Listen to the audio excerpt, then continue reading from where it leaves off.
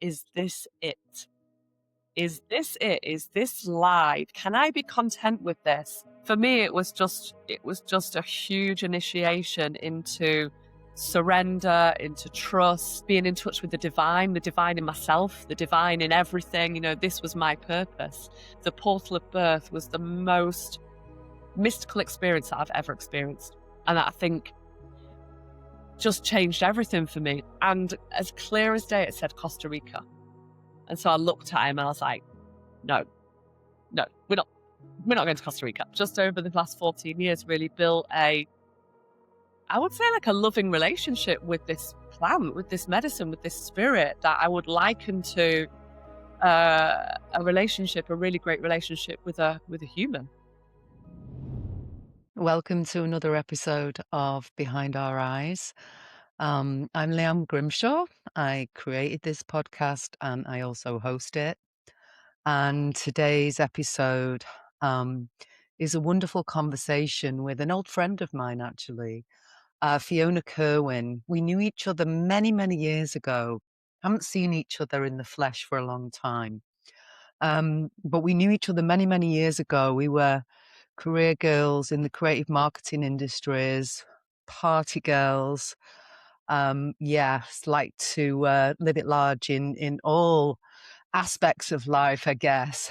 And things have changed for both of us quite dramatically. So today I'm really delighted to hold space for Fiona while she tells her story. And it is quite a story. So she now lives in the jungle in Costa Rica with her whole family. She moved them there in the middle of, all the craziness of the lockdowns. And she's had a huge life transition from this very ambitious PR agency leader and entrepreneur to really coming home to herself in so many different ways, into motherhood, into plant medicine, into just a depth of self-love that she'd never really experienced before.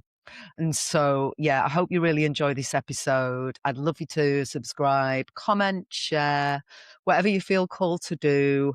As I continue on this journey of recording podcasts, now going out on YouTube as well as the main audio platforms as well. So any engagement you give us is very gratefully received. And I will strive to continue to get better at doing this as time goes on. So let's get started, shall we? Fiona, so lovely to see you. Thank you so much for coming on Behind Our Eyes as a guest. Thank you, Liane, for having me. Yeah, it's been amazing to reconnect with you. Yeah, absolutely. For those that are listening in or watching, like Fiona we knew each other a long time ago in a different life that we might get onto. But before we get into our conversation, Fiona, I'd love to invite you to kind of open the space for us in any way that feels aligned for you. Yeah, I'd love to, Liane. Thank you. So I just invite you to gently close your eyes, connect to the rhythm of your heart. I'd like to just extend my gratitude to you, Liane, to all the elements that are around us and within us, the waters, the rivers, the lakes, the oceans, representing our emotions, our tears, our blood, the earth, our bodies, the wonderful place that we call home that provides for us, provides all our food, provides this human experience for us. The air, the wind that gives us breath, that gives us our voice for prayer and for song, and the fire that keeps us warm, the fire that is within us, that is our soul and our spirit. Thank you so much. Thank you. Oh, and so if anybody's listening, obviously we can't get perfect audio, perfect video every time we do this. We're not in fancy studios. So we may have a bit of background noise from Fiona, but she's so kindly gone and found a room in which to do this because she lives out in the jungle. So we're going to kick off, Fiona. If you could just tell everybody who you are, where you are, and what it is you do. So I'm Fiona. I'm Fiona Kirwan. I am currently living in Costa Rica on the Caribbean coast in Costa Rica. I've been here for 4.5 years now. And yeah, Leanne, you're right. We've got satellite internet at our house, and it's not good. We can barely watch Netflix sometimes. But yeah, so I'm rented this space today, but it's also super stormy today. So there's a really heavy rainfall happening, which is the background humming. So, yeah, I'm co-founder of Sowa Soma ayahuasca retreats. Medicine woman, I carry ayahuasca. I am a mother, a wife, daughter, sister, and yeah, we just live in this crazy life in Costa Rica in the jungle, in the middle of the jungle, with our two little kids. Well, not so little now, and our dog and our cat. Yeah, we've been here for 4.5 years. And I'm sure we'll get into that actually, how you just up sticks and took your whole family out to Costa Rica at a very interesting time in the world. But I think where I want to start, as I do with every guest, is I want you to tell us a story.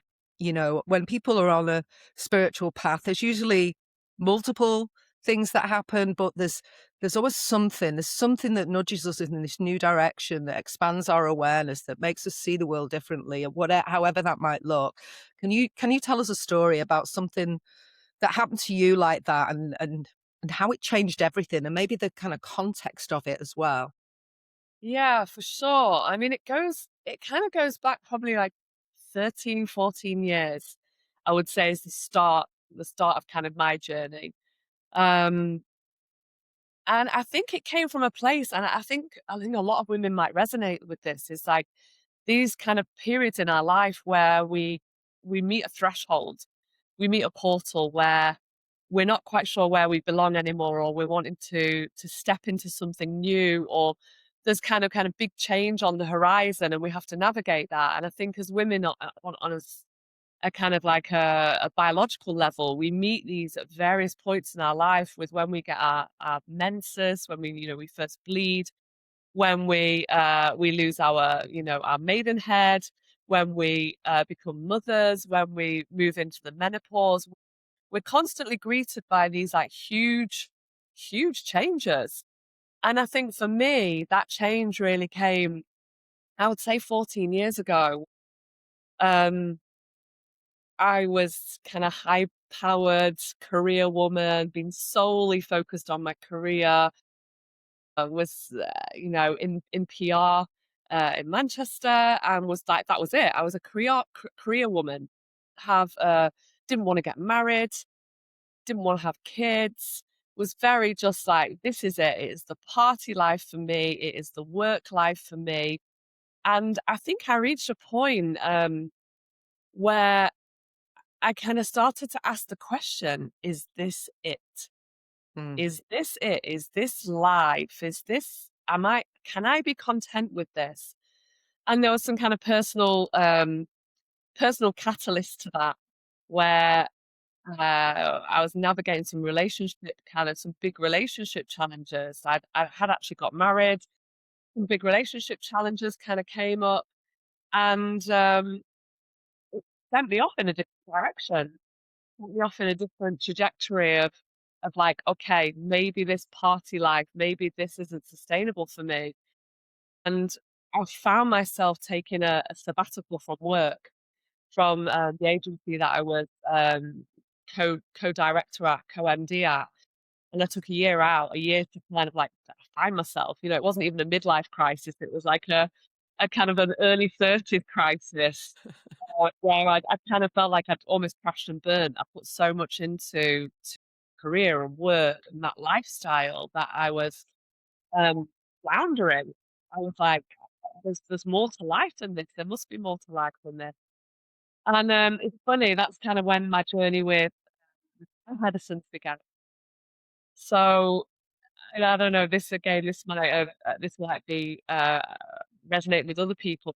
I feel that sometimes plants, you don't find the plants find you, or whatever modality it is. I feel like when you put that kind of desire out to the universe, what is it I'm meant to be doing? Who is it? I feel that the plants and spirit, they guide us to where we're meant to be. So 14 years ago, my husband and I, Neil, we took off on a year's adventure around the world. um, we came across, or we were kind of being guided towards working with ayahuasca, which is a Peruvian Amazonian medicine used by various tribes within the Amazon to treat illnesses, ailments, as a community kind of bonding medicine to help with hunting. It's a psychedelic. It's two plants. It's a vine and a leaf that is brewed over a long period of time, and then you drink the liquid that's made from it. So we started to get these nudges, or I started to get these nudges. I read a book about a journalist who had depression and she had writer's block, and she decided to go and visit the different world's tribes. And she came across ayahuasca in South America, and the practice it helped cure her depression. It helped um, kind of like reconnect her with nature, reconnect her with the essence of who she is. And so I was reading this book. I was like, ayahuasca. Think I think this is something that I'm meant to try. And so we just went on our journey, ended up actually drinking ayahuasca kind of halfway into the journey in Costa Rica, in the Central Valley, not where we live now, but in this region. And I did it twice. At the first night, I was so kind of concerned with my own ego, so wrapped up in what everyone else was doing. It didn't kind of really, I didn't really connect in with it. And then so I did it again the second night. And I just felt such a profound sense of um, coming home to myself, a, Mm. a profound sense of like this deep longing to be loved, but this deep longing to be loved by myself. And so that really was the pivotal point of like, it just changed the trajectory of my life. And I didn't know it at the time. I was like, that was a one off experience. That was a peak experience of like, wow, we've I've tried this medicine. It was amazing. It was crazy. I don't really understand it. I don't really, it left me with a lot of questions, but I was like, okay, well then that's it. And then we went off on our travels, and actually what it really, I guess, helped me feel was at home in myself. So Mm. this traveling, looking for maybe a place to live, a place that we could call home. And it really brought me full circle to know that home was within myself, and it really brought us back to England.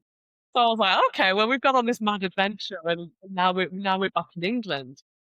But it's like I've had many kind of over the course of the last 14 years, the kind of the relationship grew. I refer to ayahuasca as a her, as like a female spirit. For me, she is the mother, she is the grandmother, she has that real strong kind of feminine energy, no nonsense energy, and not a kind of energy of pure unconditional love, where she'll let you know what you need to know with, kind of not the easiest of things to swallow, but it's like, yeah, I've just over the last 14 years really built I would say like a loving relationship with this plant, with this medicine, with this spirit that I would liken to uh, a really great relationship with a human. Yeah. She knows me. She knows everything about me. There's no hiding, there's no lying, there's no pretending, because she will provide that sacred mirror, and she will reflect it back to me, and help kind of guide me, I guess. And it's not like a magic pill. It's not like you drink ayahuasca and all your problems are solved instantly. It's not that at all. Like with any kind of healing modality, it takes work. It takes honesty. It takes dedication. It takes a lot from you. The path isn't easy, because once you start on it, there's no real turning back. It's almost like the floodgates are opened and there's no turning back. And I think that's what happened the first time I drank. There was no turning back. My life started on a different trajectory that I wasn't aware of. It wasn't a choosing. Um, but I feel like it's been divinely orchestrated for something kind of bigger to do with my bigger purpose. And at the time, I went back into the corporate world, and I kind of got a bit of a nickname at the agency as like the corporate hippie. I was Yeah. Monday to Friday, and would come out with some wacky ideas, or I'd like, we'd have like Monday morning meetings and people would ask me what I'd get up to at the weekend. I'd be like, oh, okay, we'll go there.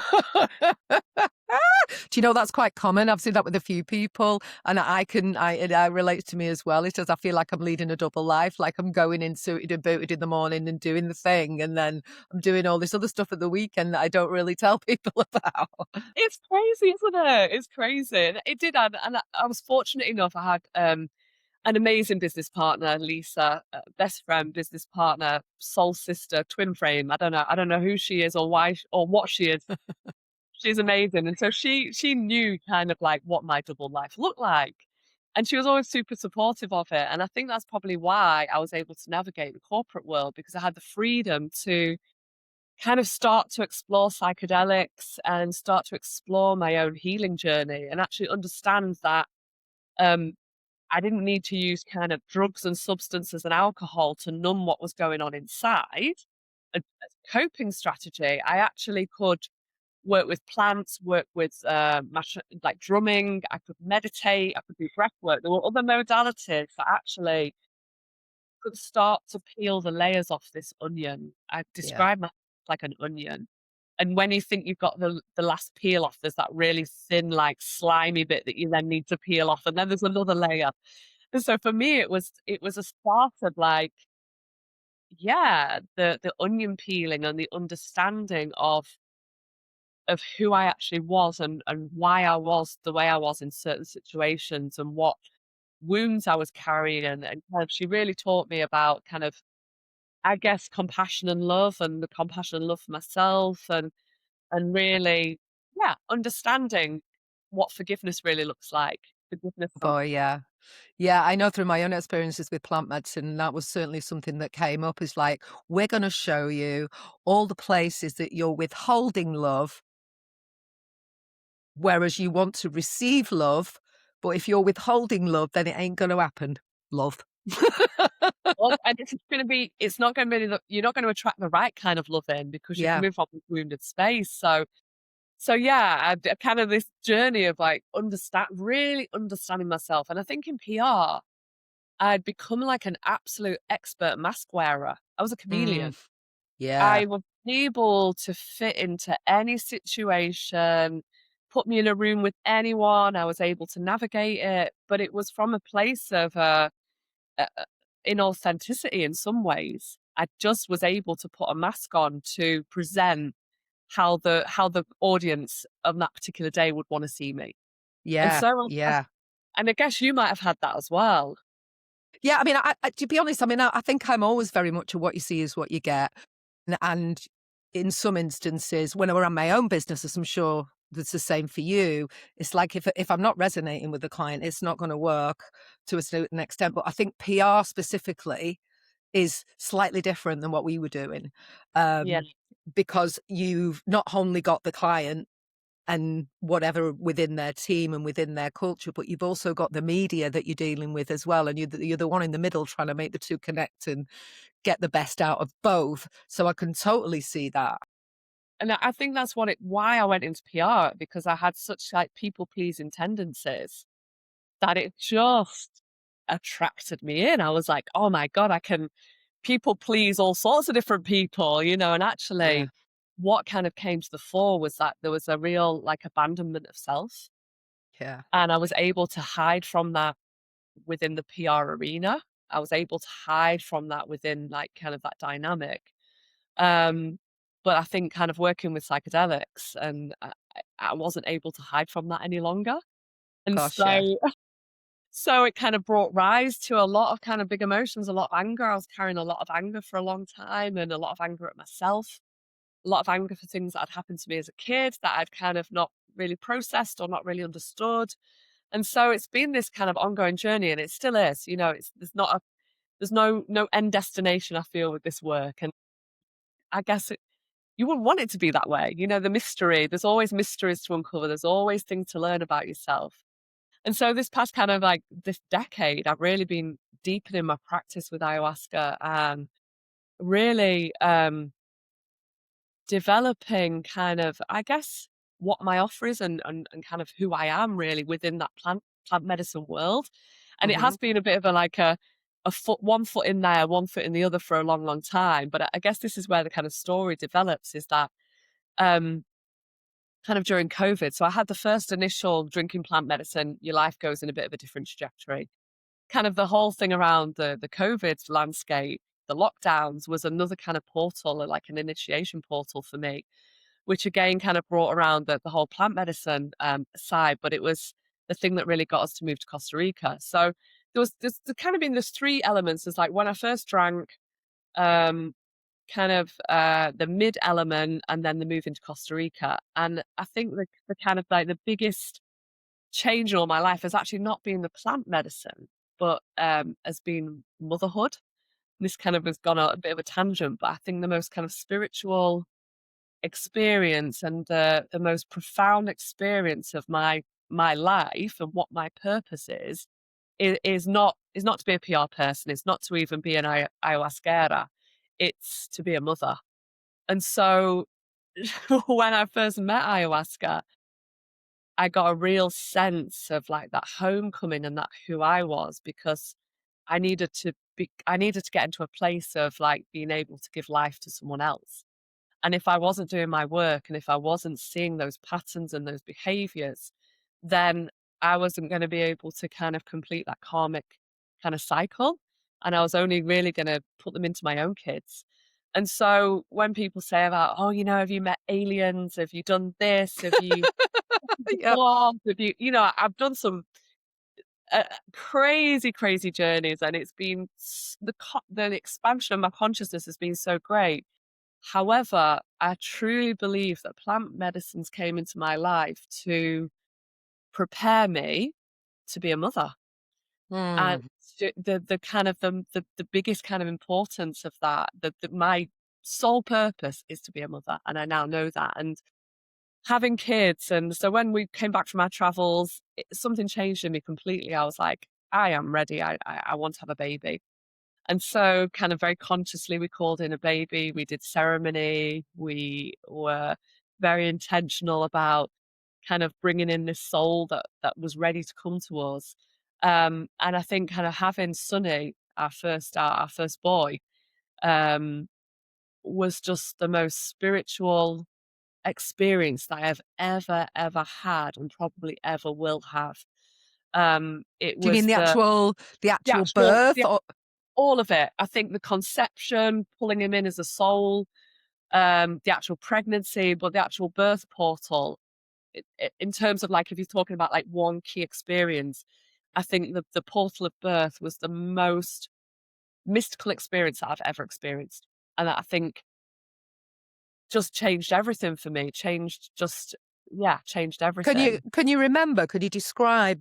I mean, like that whatever state you were in at the time, and where you were giving birth, and can you remember what made it mystical? If you like boiled it down to some Yeah. specifics. Yeah, definitely. So I was, again, I think a lot of people carry a lot of fear. Generally, women can carry a lot of fear around pregnancy and birth, and it's very medicalized. And things are very different now to perhaps how they used to be when we were held differently as women in villages, and when we were held by our sisterhood in terms of birth and pregnancy.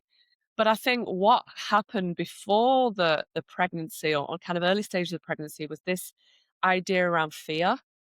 I was not um I was not willing to let any fear in.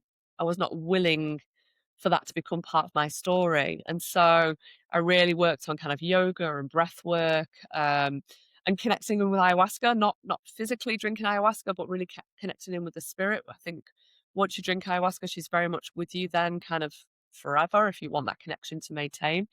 But I think in terms of the actual portal of the birthing, I went into a very much altered state of consciousness, similar to perhaps the state that you get in with breath work, with like kind of holotropic breath work, or even with plant medicine. I felt an absolute divine connection to my ancestors, to all the women that had gone before me. I had Neil's mum there as well, so I felt this real like connection to my female line. I felt like a primal energy of almost in that liminal space between being a mother and not being a mother. There's just this whole energy of like primal instinct where I had absolute trust um, in my body. And so the contractions would come in waves of almost like blissful, I don't want to say agony because it was painful, but it was such a state of bliss for me and such a state of like the ultimate surrender. You people talk about surrendering, particularly in ceremony. You need to surrender, you need to let go, you need to do all of these kind of things. And it's our egoic minds and our egoic selves make it so difficult for us to do Oh, that in reality yeah. that, that when it came to birth, there was no escape. There was nothing I could do apart from absolute surrender, surrender into love, surrender into like just this pure bliss state and let go of everything that I thought might happen or could happen or kind of the control element. And the kind of ayahuasca, she was really talking to me throughout the kind of final stages of labor. And I was purging. I purged a lot during like as soon as my contractions started, I was kind of like emptying my system. But I remember kind of purging on the last contraction. Ayahuasca very clearly said to me, she's like, that's the last of your fear. There is no more fear. You're ready to give birth without fear. Sure enough, I pushed, I got into a different position and I pushed and Sonny was born like a penguin, shot out like a penguin into the pool. But I felt that it was just such this, yeah, it's difficult. It's like describing a ceremony to someone who's never maybe had a ceremony or hasn't had that birth experience. But for me, it was just a huge initiation into surrender, into trust, into um, being in touch with the divine in myself, the divine in everything. This was my purpose. And so that really then put me into this kind of place of I guess working more seriously with ayahuasca and understanding about supporting women through kind of like their conception kind of process, their birthing process, and also ultimately helping them with their kind of birthing labor. And then this idea that I wanted to help women really was born from, and wanted to help women in terms of like motherhood was really born from ayahuasca. So Wow. Wow, I didn't it, know any of this about you, like, and the motherhood side of it. it's So really what kind do you of I know there's a phrase because there's a friend of mine in America does this, and she calls herself a birth doula, and I don't know whether that is a term that you're aware of and that kind of sums up what yeah, you're and doing.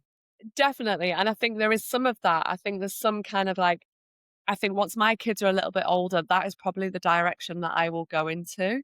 And I'll Yeah. become like maybe a full spectrum doula. I think it's definitely like birth doula, There's helping. there's death as well, isn't there? Of course, it's Yeah, like, there's the and we death don't of, we don't honor that ceremoniously. We're certainly not in the West, do we? It's like a soul coming into an incarnation and then the soul leaving again, and probably going back into ancient traditions across all different traditions. Those to the beginning and the end of life were just revered and treated differently than what we do now. massively. And I think it's a missing part. I think, the medical system that kind of, has some amazing aspects to it. But I feel like what we have lost is the connection with each other. And particularly around these massive portals of birth and death, we've lost our kind of little sense of humanity, where things become super medicalized. Things can be very traumatic for birth and death. Things can be very disconnected. Yeah, so I really feel that that is the direction that I'm going in, and I help women now. I help women in ceremony. We talk a lot about kind of cycles. We talk a lot about bleeding and what it is to be a woman and the beauty of all of that. And so, really, I would say over the last 10 years, my relationship with ayahuasca and different plants has really helped me get more in touch with the essence of being a mother, the essence of being a woman, and all that that really has, all the magic that that has, all the beauty, all the softness, all the fierceness, everything. And that's been a challenge because I've come from a very kind of masculine background. I've come from a background of like a very yang energy. So for 20 years of my life. And even before that, being a teenager, wanting to get to university, wanting to get a great grade, wanting to, compete in a marketplace. PR is typically very like female dominant, but the industries that I worked in were very, very male dominant. So Mm. it's almost like as a woman, you step into that masculine energy straight kind of, as you're stepping into Yeah. your full bloom femininity, and it's very much at odds. And so for many years, I really channeled this kind of idea of being a boss bitch, being Uh-huh. that like, "Arr," Well, and it was that was kind of promoted in a way, wasn't it? You know what I mean? To be seen as a strong woman was almost like, get your armor on, put your lippy on, and yeah. be bossy, don't take no shit, and all that kind of stuff. Which I must admit, even with me, that relates to me. I feel that I felt like I had to be like that in order to be successful, in order to get anywhere. Especially, I think in the agency world.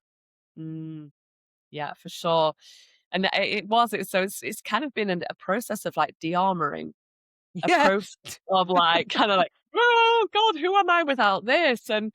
And so I guess like this kind of like this mid world of living in the corporate world and then living in the plant medicine world. And then this kind of like transformation and evolution of me where I got to a point where it kind of really hit me in COVID was um I can't do this anymore. Mm.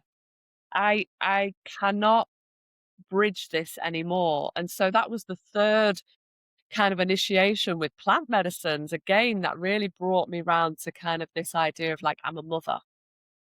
I'm a mother. This is what I am meant to do. And so um the whole kind of COVID thing really like working from home, being, don't get me wrong, it was like beautiful to be at home, but it was very challenging in that I lost this sense of like all the joy of being with people and all the joy of like doing the things that I loved with the people I loved at work and being with Lisa, my business partner, and having that creativity being very lonely. Um and it kind of really hit me one day where the kids came into the office and they were only little and they were like, "Oh, mummy's on a call again," uh,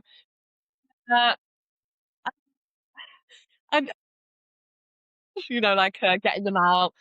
And I heard them talking, they were chatting and they were chatting to Neil and they were like talking about what Neil did. And so Neil works with ayahuasca as well. And so they were like, Daddy, you work with plants. You talk to plants. You've got a really great job.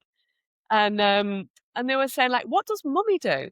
Does mummy and Priya was like, what does mummy do? And Sunny was like, well, she sits at a computer and she does calls. And I was like, and I heard it and I was like, shit. I was like, Yeah. it is what I'm doing, but it's not what Yeah. I do. This is, and I was thinking, gosh, is this the inspiration I want to give my kids? Is this really the inspiration for me? Is this Mm. really what I want to be doing? And I didn't see an end to it. I didn't know that things were going to change again, but it felt like, very futile at the time. And I just kind of got this really strong sense of like, you can't do this anymore. This is kind of killing your soul slowly. It's like death by a thousand cuts. It's time to choose. Do you want to choose a different path? It's time now to choose, and you have to be in one or the other, 100%. There is no bridge anymore. You've played at this for a little while. What is it going to be? And that was like a really kind of difficult decision to leave everything that I thought I was. The whole identity I built for myself was actually based around PR and was based around this idea of security, of having a nice house, having a grand job title, having a nice car, having a great team, having this like really digestible thing that was easy for people to swallow. They knew they knew what I was. Even though they might have known that I did different alternative things, hippie-ish things on the weekend, they could put me in a box. And so it was easy for people to digest who I was. And then when I didn't have that, that was like a huge shift. And so I kind of just came down from the office one day and I just said to Neil, I was like, I can't do this anymore. I know I'm meant to be in service still. I know that is for me. I really love working with people. I really love being with people. I know that I don't want to be a medicine carrier for ayahuasca per se. That's what Neil does, and it's a huge kind of role and a huge kind of thing to carry. But I said I do want to work with plants. I do want to work with ayahuasca. I do want to sit in ceremony. I do want to be in service. And so we had this conversation of like, okay, well then let's do it. And it was just a bit of a. I sat in ceremony. I felt like I got a really clear, yes, you'll be supported if this is where your soul is calling you. Um, it's time to spend more time with your children. You are a mother and this is what you are meant to be doing, but what you have been doing is leading like this half life where I'm kind of not 100% in PR and I'm not 100% in plants, and I'm not 100% in being a mum. And so it was like pulling me apart into pieces of where I felt pretty rubbish at everything. And so it was a real pivotal point in life where I was like, okay, can I let go of all of that? Can I let go of that person, that persona? And then, you know, it kind of the speed of it really took over. And we were kind of trying to find a new place to live, kind of trying to find what that might look like for Neil and I with our kids. We'd already taken Sonny out of school previously to COVID hitting, so we were homeschooling anyway. It was preschool age. So we had this huge opportunity of like, wow, what could life look like? And it just kind of got a bit crazy from there, really. And that's where Costa Rica came in. We ended Wow. up, it was, yeah. And again, another this kind of pivotal point of me of the world and I guess spirit asking me to step up to being who I really was. And that is a mother. Um, and so in this kind of journey of discovery, in this liminal space of like letting go of the PR, well, Neil and I ended up going to a sweat lodge and up at the Broughton estate up in Yorkshire. It's like Oh, absolute. I know Oh, that, I've never been, but I know of it. I see it oh my God, Liane, online. it's amazing. They're doing amazing things up there. They've got a healing centre. Yeah, they're doing amazing like regenerative practices to bring the land back into balance. And yeah, it's an amazing, amazing space. So I went and did a sweat lodge there. I had done one before, but I'd freaked out. It really, really freaked me out. It was very, very intensive. This one was like a smaller group, very intentional. We were really kind of, I was saying a lot of prayers, and Neil was saying a lot of prayers around what is it we're meant to be doing? Where are we meant to be working with ayahuasca? Where is it safe for our family? Where are we going to be held by community and by nature? And so we had this amazing experience, and we did some forest bathing at the end of it. And we each got a little scroll of like questions to go and ask or to go and sit with. And I remember having some nettle tea, sitting by the river and being kind of feeling very at peace of like my decision to move away from PR. It was a real like affirmation of me of like, okay, this is scary, but I know it's the right choice.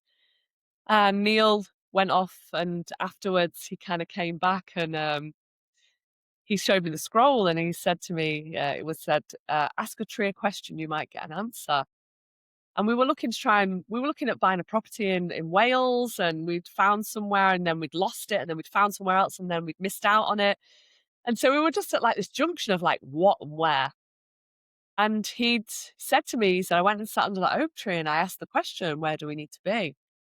And as clear as day, it said Costa Rica. And so I looked at him and I was like, no, no, we're not going to Costa Yeah. Rica. That's not happening. I'm moving to Wales, whether you like it or not. And so this whole kind of like thing happened. And I don't know, you know what it's like when you're listening into spirit, how it can guide you. When you're listening in and you're watching for the signs and the clues and the intuition of where things are meant to be. And Wales just became, or this idea of living in the UK became harder and harder and harder with many, many kind of like barriers that I just kind of threw caution to the wind and I was like, okay, yeah, Costa Rica, let's do it. And that was it. Wow. Wow. What year was that you went? Was that 2020? 2021. 2021. So you'd 2021. lived with what was going on for a little bit, but sounds like everything was coming to the surface.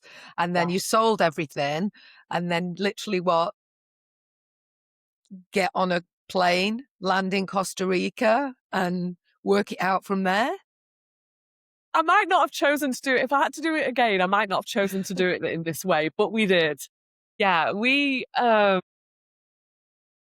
I just trusted. I trusted in Neil. I trusted in the tree, the oak tree. I trusted in that we were meant to be somewhere else. And then really, there was a lot of grieving. I think there was a lot of grieving to go through of leaving the old life, of leaving PR, of leaving my friends, my family.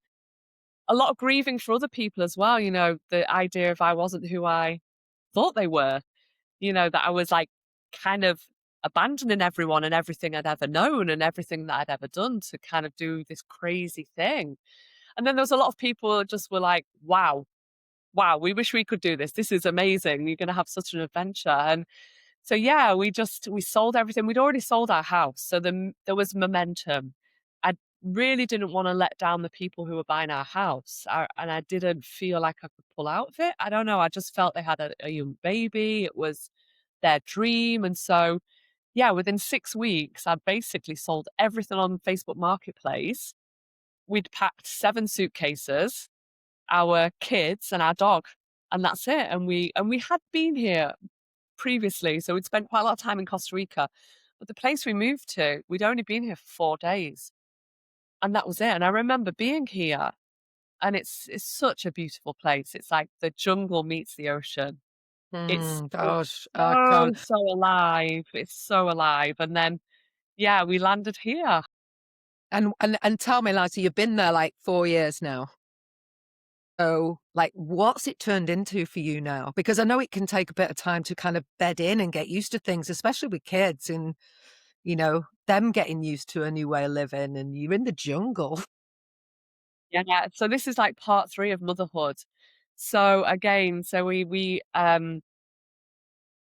I think we had a lot of integration that needed to happen. So we didn't do any work for a year.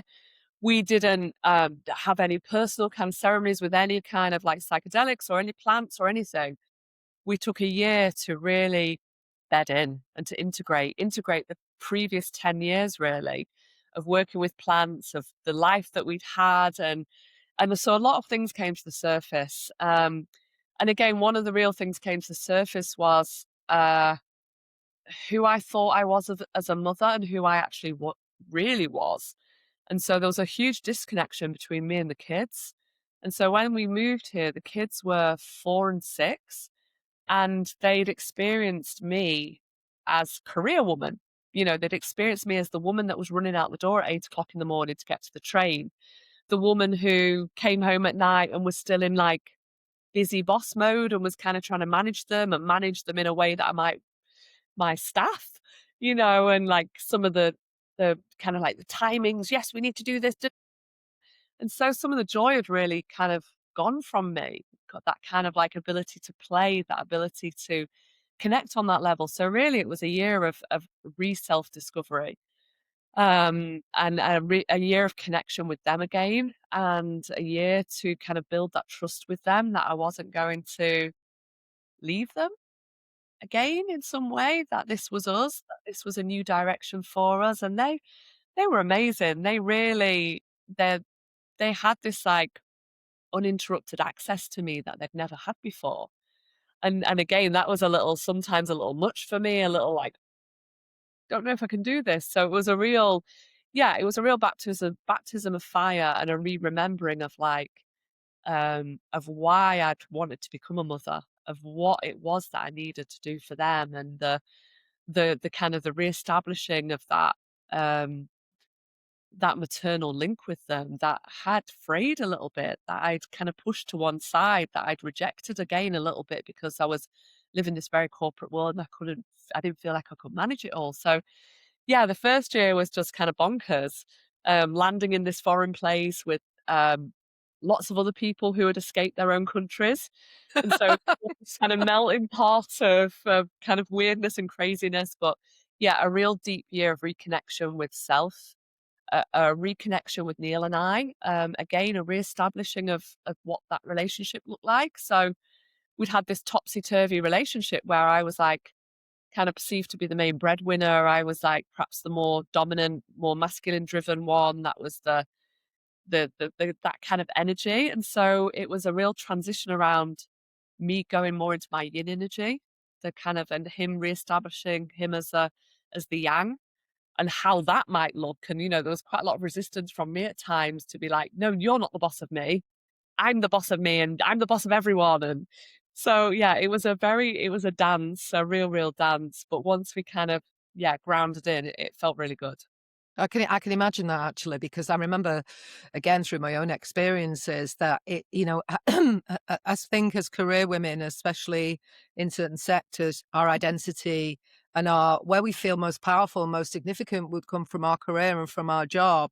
And I know that's like I was gradually unpicking, like spiraled a little bit because I didn't know who I was anymore, because that's where I really felt like I was in my domain.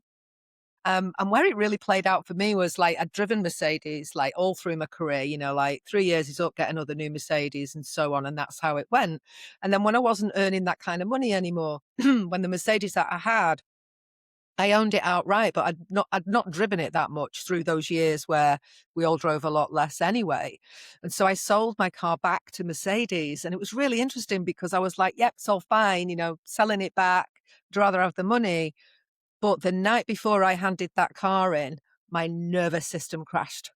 And I was literally like, what the fuck's happening? And then I realized, oh, at an unconscious level, at a nervous system level, you're starting to freak out as you like, it was almost like a symbol of your business success and the identity you had at work is that you've driven Mercedes for so long. I haven't owned a car since, which has been really interesting and sometimes challenging.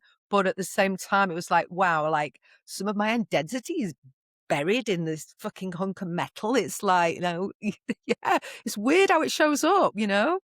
It is, and you've just hit the nail on the head, the nervous system aspect. I have operated or had operated for all of my life in fight or flight. I did not really know what it was to be in a well-regulated kind of body. I just didn't.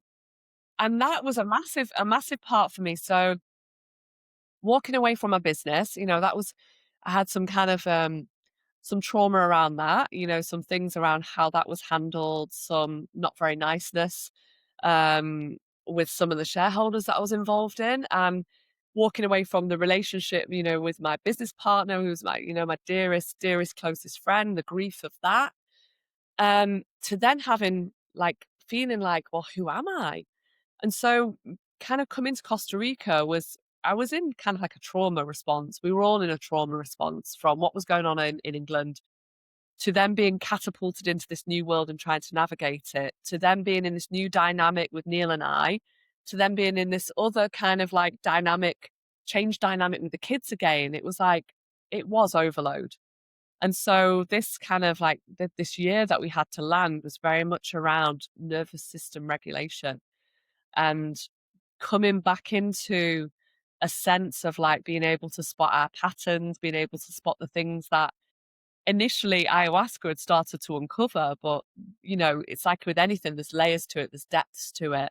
And I think kind of coming here, it was a shove to us, to me, to go deeper and to Yeah. actually get really into that work. Not the kind of like perhaps more surface level apparent things, because I was able to hide a little bit and, take away my job, take away all of that. I was like, who who am I again? Yeah. What am I? What is my purpose? What am I meant to be doing? And without kind of like a job, without an income, without all of those things, it was like, oh, this is me. I need to sit with me. And it was a real massive deep dive and a real depth of work that I think had we stayed in the UK, I would never probably have got to. Yeah. And I I can never imagine probably because would. you've got that societal and peer group kind of reflection back to you, haven't you? Like, I get it. And I know for me, that's like exactly that. When people, the word spirituality, I think just clouds things over sometimes because there's just so much kind of stigma attached to what that actually means. We're all spiritual. But finding out who we are is part of recognizing that that is who we are, and everything else is just a fucking illusion that we've created to fit in. And so for people out there who want to take a brave step, who know there's something more, and it is a process of self-discovery, and it's completely different for every single person as well. Plant medicine being a really clear route for some people, other traditions and methods and modalities and experiences for somebody else. And now where you're at now, and like, so coming to fruition in Costa Rica, like this is part of what you and Neil, your husband, do. Like, what have you created? Yeah. So this year off was like a year of housekeeping. It was like, get your shit in order. Get your stuff in order because you're gonna need to step up. And I think again, that's what coming to Costa Rica was. It was like it was dredging through the darkest pits of ourselves, of me, coming to all those little sneaky hidey places, and it was shining a light on it all. Shining a light on it all, feeling like, reclaiming parts of me that I'd lost, letting go of parts of me that no longer serve me, incorporating my shadows, being okay with them, being accepting of them, being loving towards them, so that they don't play up. Kind of really, it was a year of integration and real completeness of our family, a completeness of me as an individual. And so yeah, we really stepped up. I really stepped up. I was like, okay, if I'm going to work with plants, I really need to work with plants. And so we've been here 4.5 years, but the past 3.5 years, we, on the back of this year off, we birthed Sowa Soma, which is Neil and I's kind of joint venture with ayahuasca, and with also other plants as well. So we don't just work with psychedelics; we work with other plants. And we do retreats here for people. So we do kind of like 7-day intensive retreats where they drink ayahuasca predominantly, and we work with them with a lot of other like kind of healing modalities. So things like ancestral healing, drumming journeys, rapé, cacao as well. So I think like, there's the right healing modalities for certain people, but for me, it's like choosing, it's like almost like a personalized prescription. Plant medicine isn't for everyone. Psychedelics aren't for everyone, but there's things, and it might be appropriate for you for a certain part of your life and then not appropriate for other parts of your life. So I'm not like an advocate for this is the only way and this is my way and it has to be all or nothing. I think it's like an evolution of what's right for you in any given moment. But yeah, for us, it became very clear that ayahuasca is our medicine and that we work together. And it's been a really beautiful unfolding of our relationship. Um, in that we're finding ways to work together that I don't think we probably would have been able to in the UK. And it's a real kind of surrender to the dynamic of that relationship. And I think whereas Neil is very much kind of out there in terms of like the ether, he feels very comfortable in the unknown, in the more, the kind of psychedelic realms. And I'm very much kind of more earth based. So Mm. whereas I like to journey and I like the psychedelic experience, I feel like I'm the anchor. And so in ceremony, we have this very special partnership of the feminine and the masculine. Sorry, my lights have just dimmed then. It's all right. We can still see you. It's fine. The feminine and the masculine, and I really, I guess, provide the bridge for people to to get into the medicine. I'm very down to earth. I'm very relatable. I feel in ceremony. I'm not too woo woo, and so we've created this very gorgeous offering where people feel very at ease with us when they're going to do this big scary work. And so we do the ayahuasca retreats. We do ceremonies at our home. We also work with other plants, so plants from around the world, not just the Amazon, but we work with different plants, doing plant dietas where you get to know the essence and the spirit of the plant, and you work with that particular plant in depth for like a month at a time. Worth it. Expand on that a little bit, a dieta and Yeah. what it is, because I see people offer that, and there's a whole range of plants that people are offering it through, but just talk us through what a dieta really means. So I guess this is where like my practice with plants has really deepened and gone beyond just kind of like the psychedelic work. So a plant dieta is traditionally done in like an isolation situation. So you would go to the jungle, you would diet a specific plant based on what ailment you had, and you would diet in isolation with that plant for say maybe 2 weeks. And you'd consume that plant, you'd do ceremony as well. So the plant diets that we offer and that you perhaps have seen are called dieta suaves, and these are called like soft diets. There's nothing soft about them. They are hardcore, they are intense, and they bring up a lot. But what the soft diet means is that you can go about your daily life whilst having like an elongated practice of working with a plant daily. So it could be the last one we did was with dandelion, and so we did a Wow. Okay. dandelion, a very very beautiful plant. And so you as a participant would drink dandelion tea and consume dandelion every day.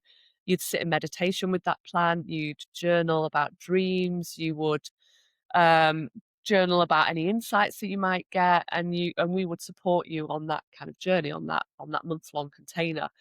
But it's a very beautiful way to connect with plants around you.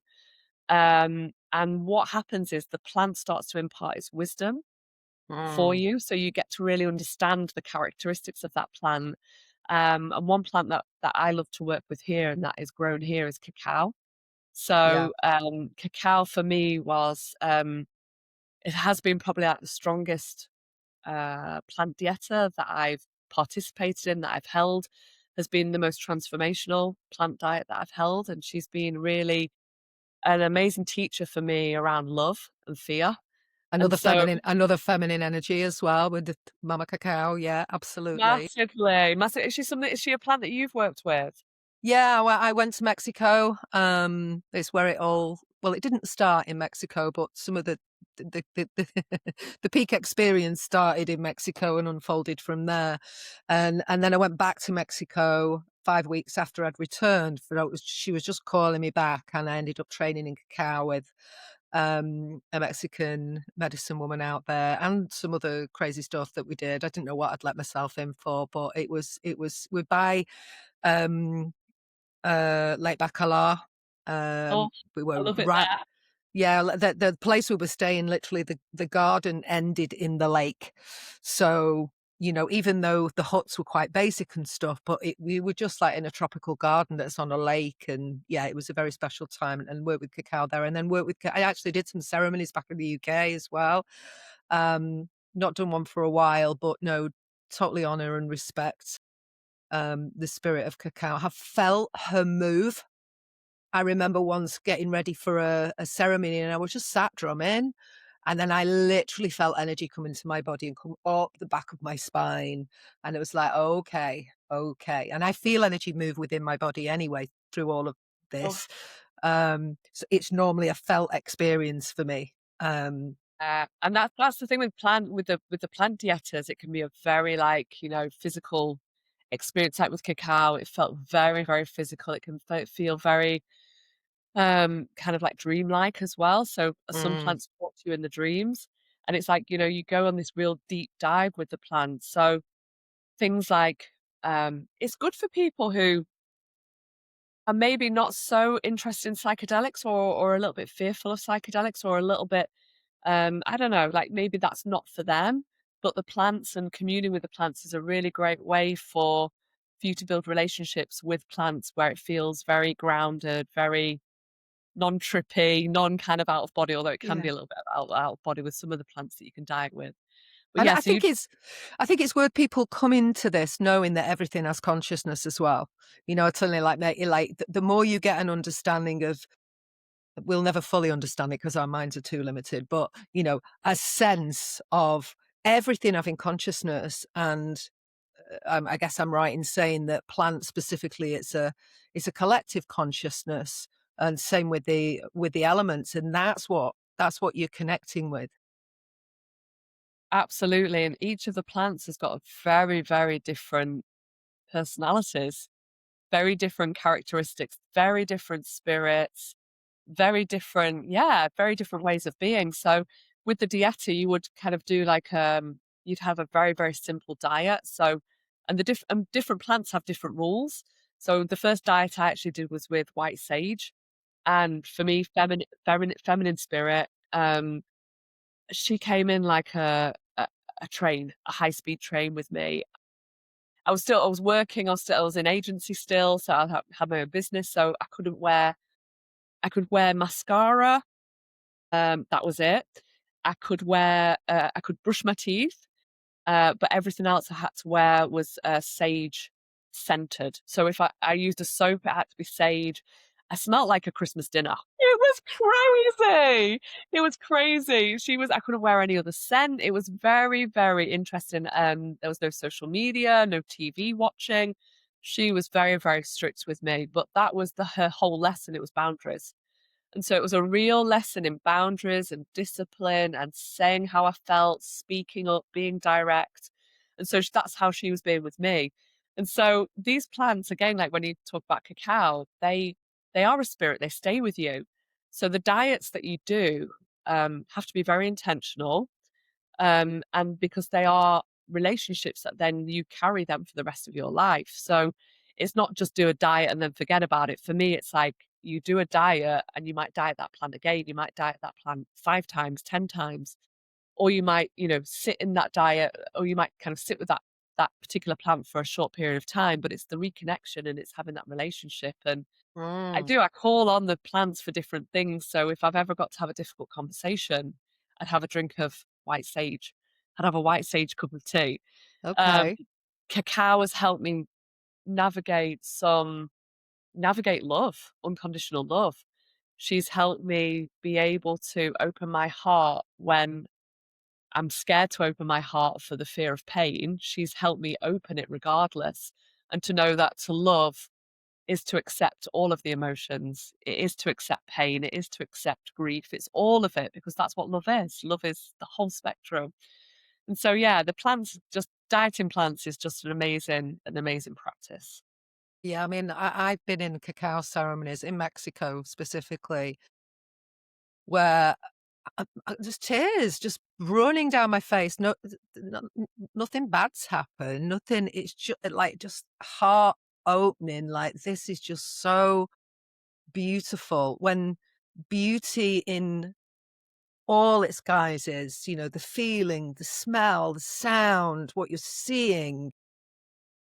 And I found that was just like, and allowing me to just release anything that didn't align with that. That's the way I perceived it at the time. And then with ayahuasca, which I've only sat with ayahuasca once, I think we did 2 rounds. First night, I was just like, there's not a lot happening. It's like, no, she's just getting to know you, and I could feel an energy moving through my system, almost like you were going through some natural scanning machine going, okay, what have we got here then?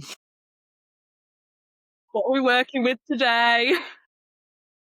And then on the second night, it was very different. But again, and I guess, if I sit with Aya again, I don't feel called to currently, but if I sit with her again, it might be very different. But on that second time, I think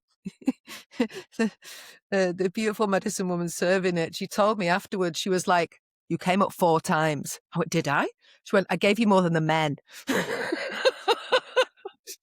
was laughing going, oh, okay. Because the only way I could describe it was it felt like home. Like I didn't have any crazy visions or anything like that. It just felt like home. Like I felt like I became ayahuasca. That's what it felt like, even because I channeled things. So my hands were moving and I was expressing and I was just allowing it. Like I felt like I became a bloody plant, sat there doing my thing. And then another point in that, well, people and I'm not saying I'm special, it was just my experience. Well, there's people purging all over the shop and I'm sat like Buddha with my back against the wall with my hands out, and for me with laser beams coming out the palms of my hands. Oh my gosh, it is ayahuasca, man. I do. It's like a relationship. I feel like she is like an actual relation of mine. I really, really Yeah. do. And Yeah. it's that kind of taking over. And yeah, you gave me goose pimples then because there's been times where I've become a vine, or I've become a jaguar. And it kind of can sound quite fantastical to people who've maybe not experienced it before. And it can be very visual, very out there, or it can be just darkness. You know, I've had nights where it's just been about the purge, and we, you know, our teachers are Shipibo maestras. And, you know, that for them, the a successful ceremony is as if you purged. You know, it's a cleaning. Ayahuasca is a cleaner. She does this body scan on you to see what's in there that doesn't need to be in there, what's limiting you, what's stopping you, what behaviors, what thoughts, what emotions, what energy, and she helps us move that. And sometimes that's through a purge. Sometimes it's through, you know, different purges, the singing, the activation of voice or shaking. You know, there's lots of different ways to purge that energy out. But for us, as kind of Westerners with the Western lens, we want the visuals, we want the psychedelic But yeah, experience. I We want that. didn't get a lot of Whistles that, and but bells. and I think this is sometimes common, but we'd done psilocybin mushrooms the night before, the first night, and that was the major purge for me. I literally spent about 4 hours curled up in a ball crying my eyes out and then went into bliss and then was like, oh shit, we've got another round of this now. I'm like, showing me all the places that I've withheld love. Oh my God, it's hard to Yeah. see sometimes, this sacred mirror. Yeah. And I think that's what most people are kind of frightened about. Most people that kind of come or want to drink, they want to, or sometimes it's the last opportunity, like, you know, the last chance saloon for them. They've tried everything else and they feel like this might be the only thing. And there's a lot of pressure on that. I think it's not just a magic. One night fixes it. It's a discovery. It's a self-discovery. It's a self-inquiry. It's a lesson in self-compassion, in self-love. It's all of it. And it's about being able to accept yourself, really. Yeah. So yeah, Yeah. it's Beautiful. crazy. Oh, Fiona, so we could chew the fat for, I'm sure, a long time. But I'd like to ask you, there's kind of a few questions I round up on at the end. And one of the main ones is really for women like us that maybe are struggling, maybe they're feeling insignificant, maybe they feel a shift coming on and they want to take a leap. Like, what would your advice be for them? Gosh, trust your intuition. Mm, There's been so many times when I have felt like I've abandoned myself because I've not trusted my intuition.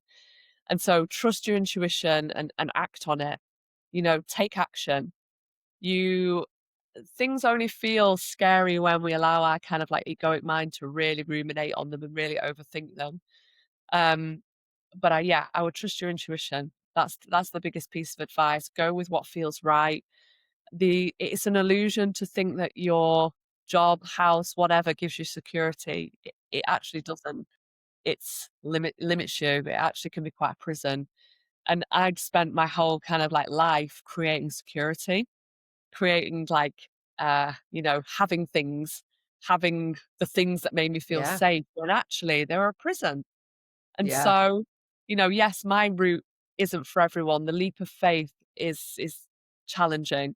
You know, it does come with its own kind of set of problems, set of dynamics that you will have to navigate. But trust yourself, trust your intuition, trust that you have got the tools to navigate it. Look for the signs, listen, and stop rushing. There is no, you know, rushing is violence. It's like so many times I've like pushed things through, I've battled, I've done things quickly, and even moving here, we could have moved here like slower, and it perhaps would have been traumatic. Well, you know, it was ripping a sticky plaster off. I always needed this medicine to push me so far out of my comfort zone, you know, that there was no turning back for me. And yes, we've been able to um make that work for us, but it has had some pain along the way. mm, Um, but it's had an awful lot of growth. So I would say to women, it's like trust yourselves, trust your body, don't rush, take things slowly, really listen in. And I think particularly for women of our age, it's like there's an appreciation of all we're collectors of wisdom, and we're reaching a point where that wisdom is going to come and settle for us, and it's going to be a known rather than an unknown. And I think even though through like, you know, your 20s and 30s, there's a lot of unknown.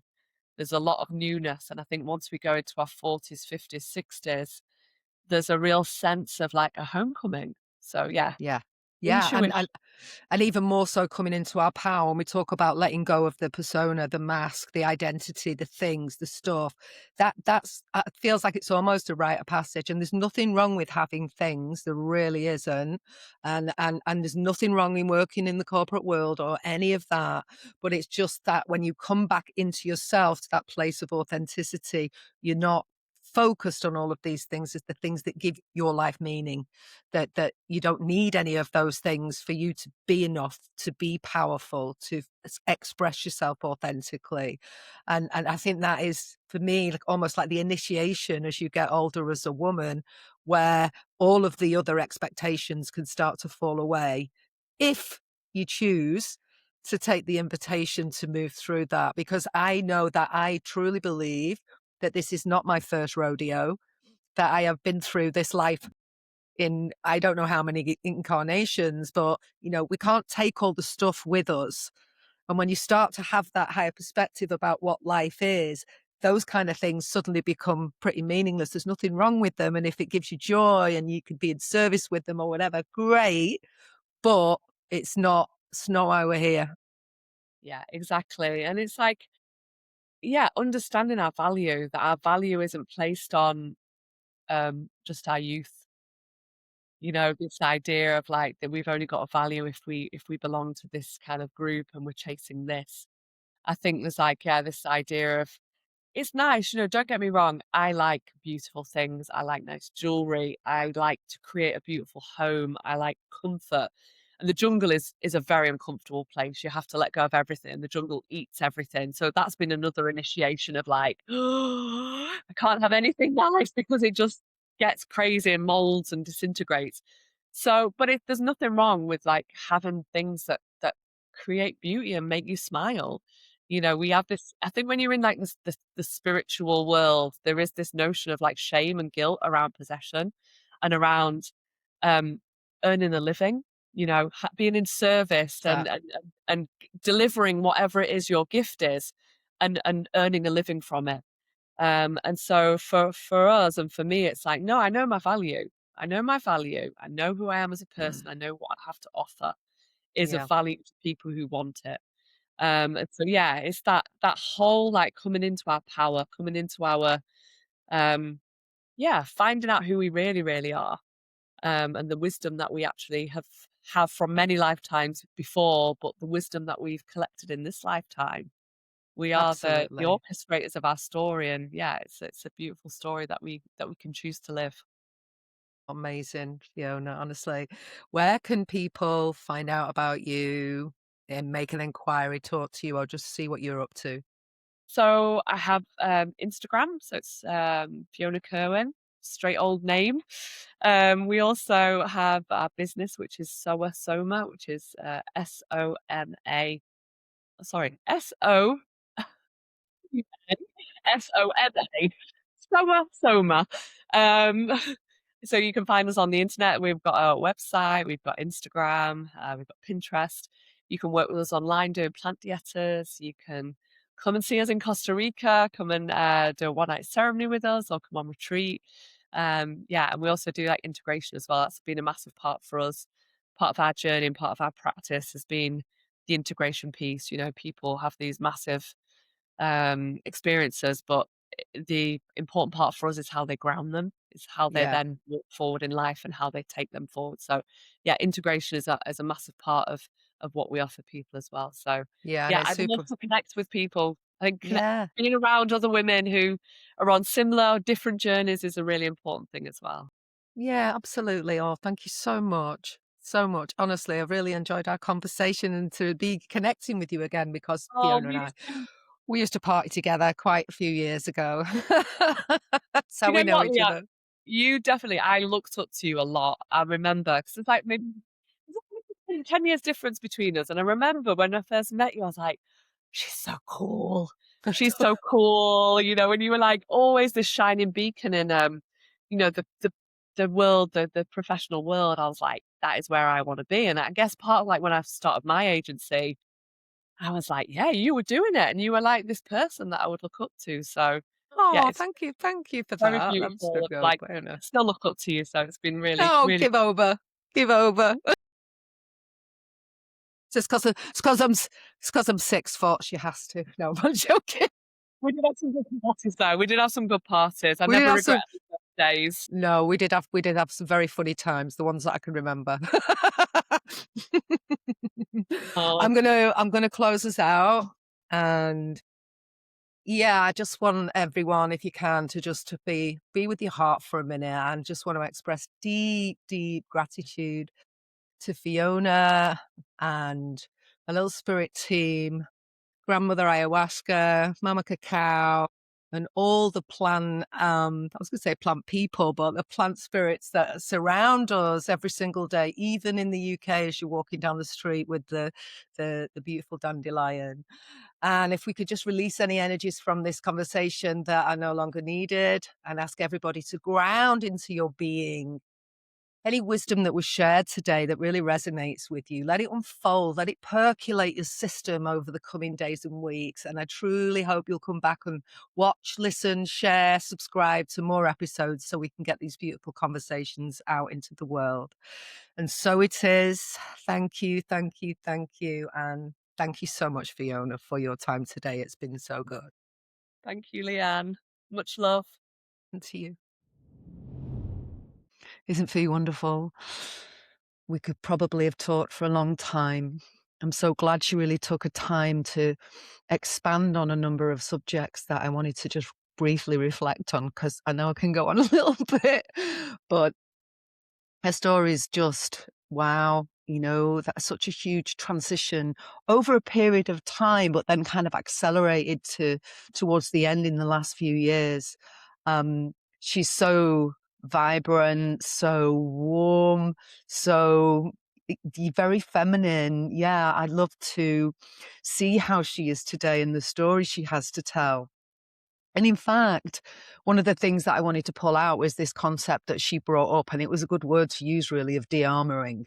I remember in my career feeling that you needed to kind of put your armour on, man up, be the tough cookie, the boss bitch. I think Fiona even used that word, although I'd hate to think that anybody ever thought it was a bitch. But, it was that kind of time. And that had been going on for quite a while. If you remember, even in the 80s, there was the bloody shoulder pads and the power suits and this, boom, it was like putting an armour on and trying to be this big bossy lady in business. And I come across quite a few women, not to name names or to judge them in any way, just an observation that there was a lot of aggression in women in business, certainly through some of my era.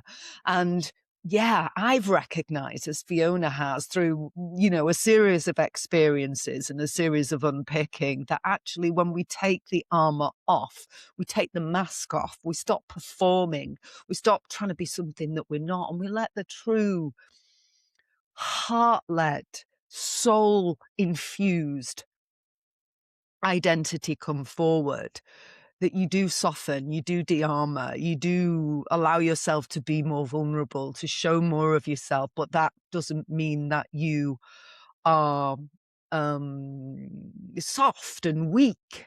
In fact, quite the opposite. You can move, you can adapt, you can bend with the circumstances. You don't make everything that happens about you. You don't get defensive. You don't get pushy and aggressive to get what you want. You don't get manipulative. This has been my experience as we soften, as we de-armor, as I'm sure it's been Fiona's as well.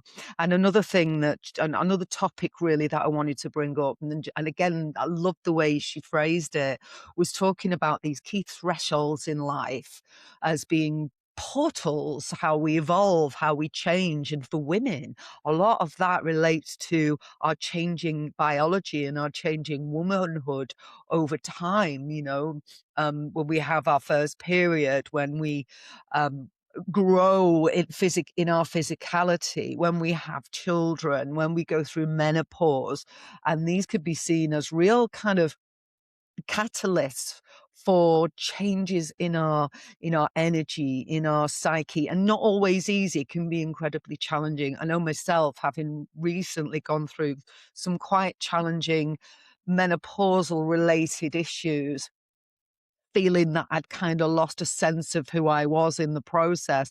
But actually now I'm coming out the other side. There's a new fire in my belly. There's a new energy that is wanting to express through me, wanting to create through me, coming from a deeper part of me, like with all the letting go of all the performance and all the mass that came before that. I'm probably not articulating that very well, but yeah, and portals in life as well around birth and death, because the soul comes into the body and fully incarnates into this world through the process of birth, and then the same at the point of death when we leave the body. And I find these two bookends of this physical experience as quite interesting if we look at them as portals. I know that there is increasingly so maybe the concept of a birth doula and a death doula. And doula in the ancient Greek actually means women who serve. So the doulas were the women of the tribe, the women of the community that were there to provide emotional support, guidance, comfort, presence, space holding for these really important aspects of our life experience, our entry and our exit from that life experience. Wouldn't it be wonderful if we could have more of that in this modern world? If we can have that more feminine approach to these really important points in our lifetimes, and how we should honor and bring ceremony and ritual to these. I mean, I know, like, when my father died and his death kind of unfolded over a 5-day period, and I would go to hospital every day just to be present with him, even though he didn't really know I was there. And I was so gutted that on the Friday, on the final day of that period, I didn't get to be there when he finally passed. The hospital phoned me to tell me he'd already gone, but I could come and see him at the hospital. And in all honesty, I remember walking behind the curtains and seeing his body, and it becoming very, very evident to me how his spirit, his soul was no longer there. But nobody had kind of dressed him. His eyes was open. He had this strange expression on his face, like nobody had just gently closed his eyes and tended to his body in preparation for my arrival. And I feel that that's what a doula would do. That's what a doula would be there for the person that's passing over, and also be there for the family that are making peace with that passing and that spirit no longer being here in the physical realm with them. So yeah, I just, both of those phrases and both of those aspects that she talked around kind of really touched me and really resonated with me. Hope you'll share this episode with people. I hope you'll comment. If you want to subscribe. If you want to come and join us in the Behind Our Eyes community, then please do so. It's free. It's something that I'm just starting out with as I do these initial YouTube episodes. But I just want to thank everybody that's taken the time to watch and listen today. And I hope it's touched you in some way. I hope it showed you that we want to be alive in this world. We want to live life to the full, and to do that from the heart, to do that from authenticity, to do that in a way that we know deeply is what we're here for, not just what we think we should do, because that's what all the conditioning and societal conditioning, cultural conditioning, media conditioning has told us how we should be living. There's something deeper to explore, and I hope you can see that these women and their stories is showing us that. So many blessings. Thank you. Thank you so much.